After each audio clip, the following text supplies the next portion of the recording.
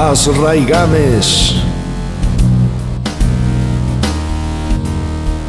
Empúxanme as raigames, os lonxanos a voz das carballeiras, as misteriosas nais que cavilaban, a luz do sol nas albas precursoras, cando a miña voz era aínda un silencio de tarde solermiña, latexaban seus nomes xa correndo polo aire.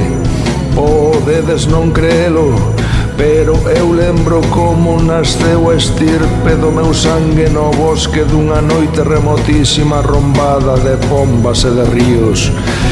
E son tamén raigame, pai de cousas que dormen sobre o tempo e agardan florecer calquera día baixo o mapa impasível diste ceo.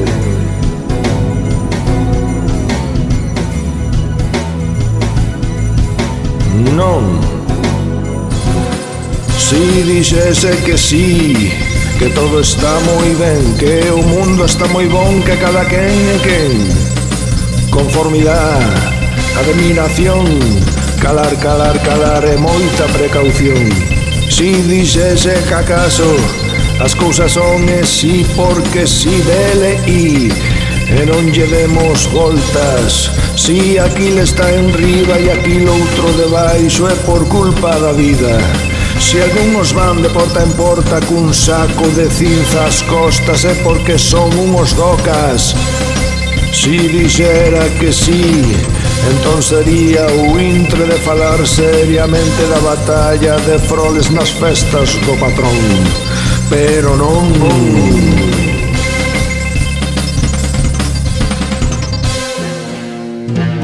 Neno orfo con cabalos ao fondo, pasaron os cabalos da noite e veu hai alba. Madre, isto é o país das vaguas, pasaron os cabalos da noite agallopando. Madre, isto é o país do pranto, como un vagalume senlleiro, estar quixera cheo de luz nos carreiros. Pasaron os cabalos da noite como un vento mouro. Madre, os cabalos deixaronme orfo.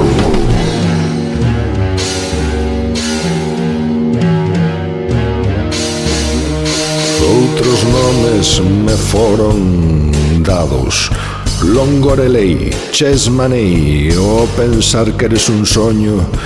Choro por ti polo neno que fuches algún día, morto de frío á porta dunha estrela.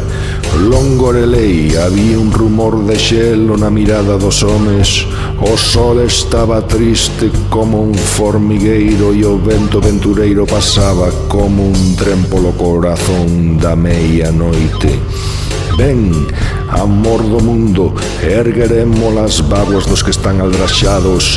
A vinganza dos séculos está perto, os sórdidos morrerán, alboradas de bandeiras e bosques virán como anduriñas. Longorelei, Chesmanei.